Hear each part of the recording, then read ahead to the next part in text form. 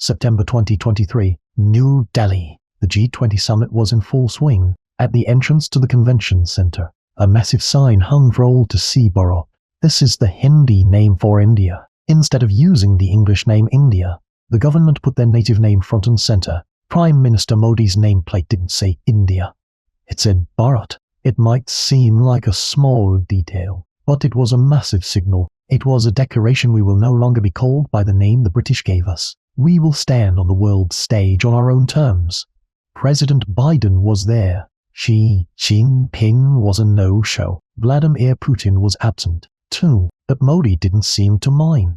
If anything, their empty seats only amplified his presence. The leader of the world's most populous nation was presiding over the world as the G20 chair. India is changing. Quietly, but unmistakably. To understand India, you first have to grasp its sheer scale. It covers 328 million square kilometers, the 7th largest country on Earth. Its population is over 1 billion, and in 2023, it officially surpassed China to become number 1. Its GDP is the 5th largest in the world, having already overtaken the UK. France is next, and Japan is within its sights. Its economic growth has been holding steady at 6 to 8%, outpacing China. Perhaps most importantly, the median age in India is 28. In China and the US, it's 38. India is young. It has the people to work, and it has the people to consume. On paper, India should already be a dominant superpower. But what do we see in reality? It's quiet. It isn't aggressive. It doesn't build artificial islands like China. It doesn't invade its neighbors like Russia. It doesn't try to play the world's policeman like the US. Why is India so reserved? You have to look at the map.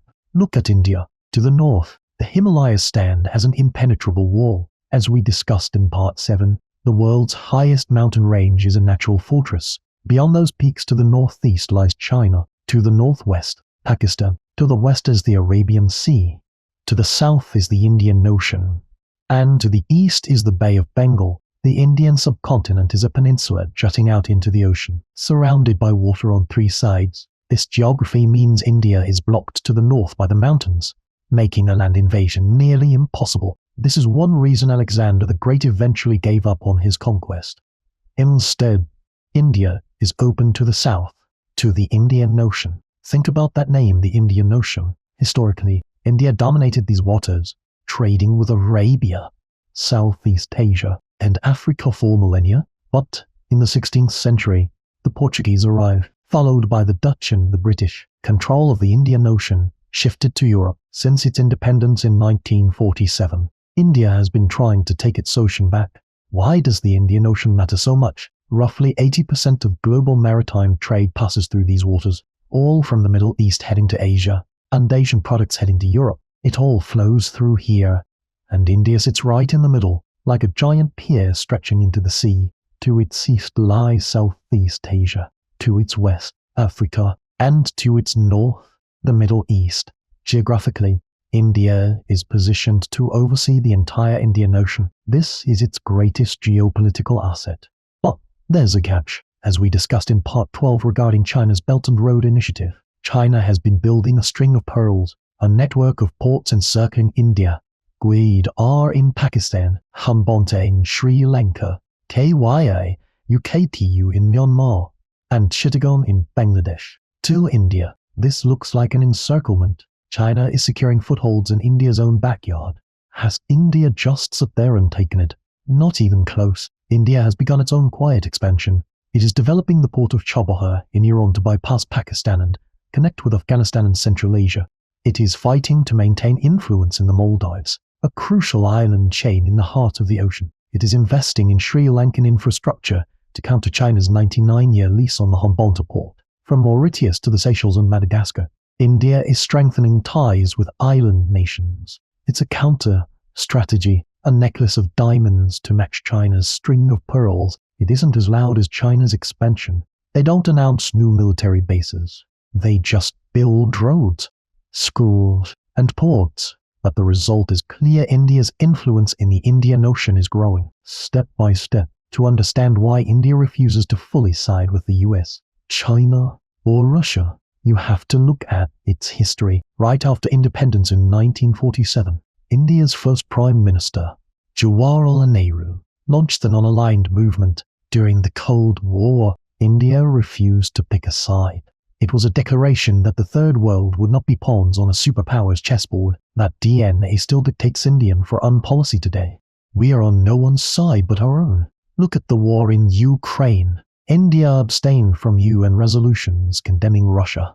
It refused to join sanctions and continued to buy Russian oil, despite pressure from the US.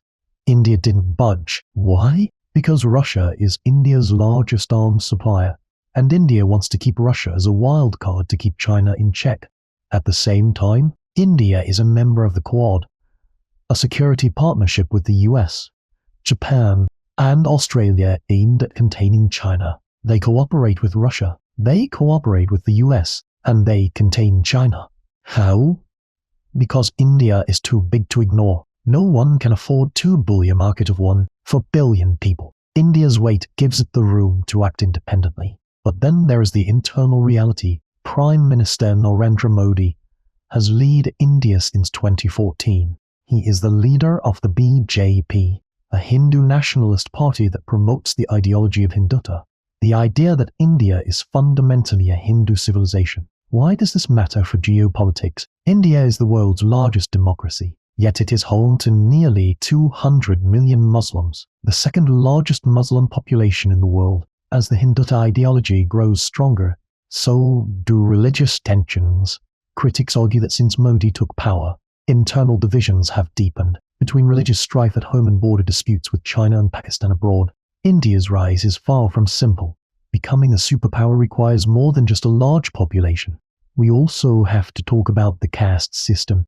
Legally, it's abolished. Socially, it's still very much alive. For thousands of years, this hierarchy, from Brahmins to Dalits, has governed Indian life. This is the internal barrier to India's economic progress. Even with talent, opportunity is often limited by one's caste. The potential of hundreds of millions is still hit by this invisible wall, while the external geography, the Himalayas and the Indian Ocean, favors India. The internal geography of its social structure is its greatest hurdle. So where does India go from here? There are 3 scenarios. The first is the rise of a true superpower. If economic growth continues, manufacturing takes off, and internal conflicts are managed, India could become the world's 2nd or 3rd largest economy by 2050, a third pole to rival both China and the US. The second scenario is growth through chaos. India has always grown in a somewhat disorganized fashion. It's messy, but it moves forward. The bureaucracy is inefficient, but the democracy works. Religious tensions exist, but the state holds together. It's a slow, steady climb through the noise. The second scenario is stagnation due to internal fractures. If Hindu-Muslim tensions boil over, or if caste and regional conflicts explode, the engine of growth could stall. India is a federation of 28 states, each with its own language and culture. If the centrifugal forces pulling them apart become stronger than the gravity holding them together, the nation weakens. No one knows which path India will take, but one thing is certain: India can no longer be ignored. Just look at its soft power. Bollywood produces more films than Hollywood, and they are watched from Africa to the Middle East. Hundreds of millions around the world practice yoga. And look at Silicon Valley. Sundar Pichai at Google, Satya Nadella at Microsoft. Some of the world's most powerful tech companies are led by the Indian diaspora. There are 32 million people of Indian descent scattered across the globe, acting as bridges between India and the world. In part 9, I said that Korea's K-pop came from a kind of cultural hybridity born of being a peninsula. India's soft power is different. It comes from the sheer depth of a civilization thousands of years old. Philosophy, mathematics, medicine, and art. The concept of Zoro and our very numbering system came from India. That depth exerts a magnetic pull on the rest of the world. They used to call India a sleeping giant, but it seems the giant is waking up, just on its own terms. It doesn't make grand declarations. It just acts. It builds ports in the Indian Ocean. It chairs the G20. It trades with everyone, and it sends probes to the moon. In 2023, India's Chandrayaan-3 became the first spacecraft to land near the lunar South Pole. Russia tried the same thing at the same time and failed. India reached the moon's South Pole before Russia did. That moment was symbolic. An old superpower is stepping back, and a new giant is quietly stepping forward, with the Himalayas guarding its back, the Indian Ocean open at its feet, and a young population of 1.4 billion surging from within. India is moving at its own pace in its own direction. It's as if India is waiting for the world to catch up to its time. It's not a sleeping giant anymore. It's simply moving on India time, and that time is finally aligning with the rest of the world.